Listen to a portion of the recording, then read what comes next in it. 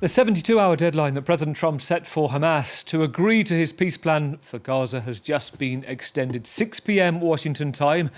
That's Sunday night, midnight here in Paris, midnight in Gaza. The deadline is now 2 days before the second anniversary of the start of the Gaza conflict and the Hamas atrocities in Israel. Let's go straight to Jerusalem. Let's bring in Noga Tarnopolsky. Noga, good to see you tonight. This is an ultimatum, essentially, with President Trump on social media saying, Hamas, you're trapped. We know where you are. Every country has signed. This is the last chance, capital letters. There will be peace in the East, he says, one way or another. What's your understanding of what's been going on behind the scenes? What's led to this? Well, yes, good to see you, Gavin. My understanding is that, among other things, Qatar and Egypt, the two most prominent mediating countries, also asked for a few more days to try and work this out. There have been mixed messages from Hamas, with a Hamas military leader from Gaza telling the BBC that he opposed it, that he thought this was a deal aimed at wiping out the organization, and the political leadership in Qatar saying they wanted to look for gray areas, they said, for those places where things could be worked out.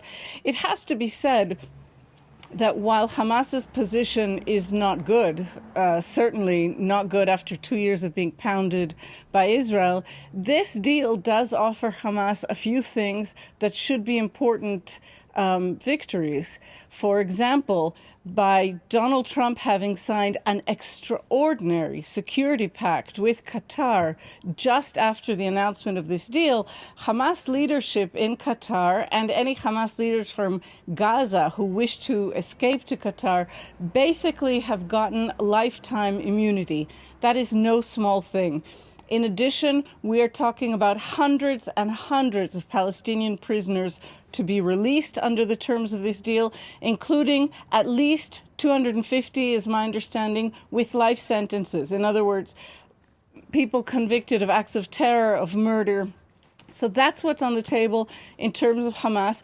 I think it's also important to point out that Israel has not said a public word about this deal. And the general understanding in Israel is that this was coerced onto Prime Minister Netanyahu, who has significant political hurdles to pass here at home. There is so much still to balance. The next is presumably, and you pointed to it, somewhere within a tunnel complex in Gaza, the military commander of Hamas, Izzadin al-Haddad, reported earlier this week to have told mediators in Qatar that he doesn't agree because the plan is designed to finish the group, amnesty or not, so he's determined to carry on. And I guess ultimately that is still a sticking point. You talk about Hamas leadership in Qatar, but it appears, doesn't it, that it's still ultimately a decision feeding through to what happens with those inside Gaza. Yes, I mean, we are really at quite a precipice right now. Earlier today, Bloomberg reported that the Gulf Emirates had basically decided, I'm quoting now, to move ahead with this plan with or without Hamas. It's hard to know what that means, given that Hamas still holds certain powers in Gaza and is still holding some 48 Israeli hostages, of whom about 20 are thought to still be alive 2 years in. So we don't know what that may mean to move ahead without Hamas, but it would be quite a military undertaking.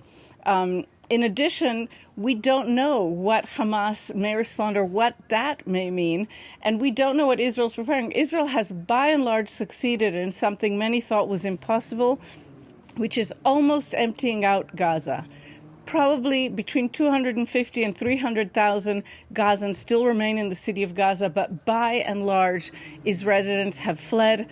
Israel continues daily strikes on Gaza and daily ground operations.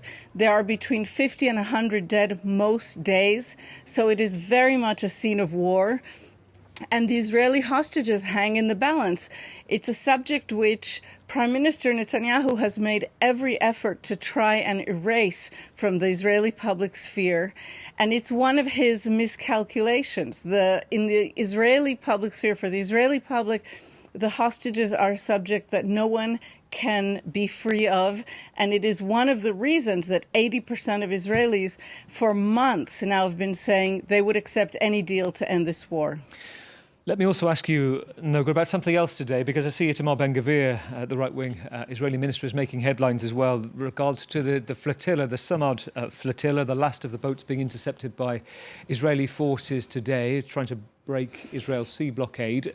Tell me what he said and what the reaction to it's been.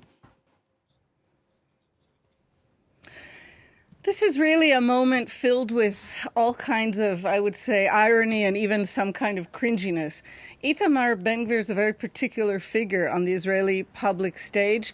He's a man convicted 13 times of terror associations himself and of hate crimes. He was a longtime hooligan under the eyes of Israel police and of the internal security agency, the Shin Bet, and he was encouraged by Prime Minister Netanyahu eventually to form an ultra-right-wing, extremist, nationalist, religious faction.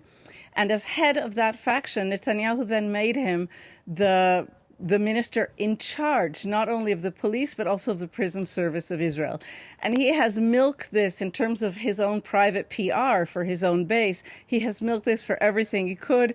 Today, we saw him visiting a group of these pro-Palestinian activists who were part of this flotilla that Israel intercepted in detention. If I'm not mistaken, this is either in Ashdod or at Ben Gurion Airport. I believe in Ashdod, the port city that they were taken to, and mocking them and getting it filmed. I probably shouldn't say this, but like a teenager, standing in front of them, calling them terrorists, deriding them. He also asked the prime minister not to deport them, which is what Israel has decided to do, but to detain them. It was all quite a show. And this has followed several weeks of what I have to say is a bit of a media circus surrounding this entire flotilla. Noga, it's always good to talk to you, always great to hear your context. Noga Tarnopolsky, our correspondent in Jerusalem.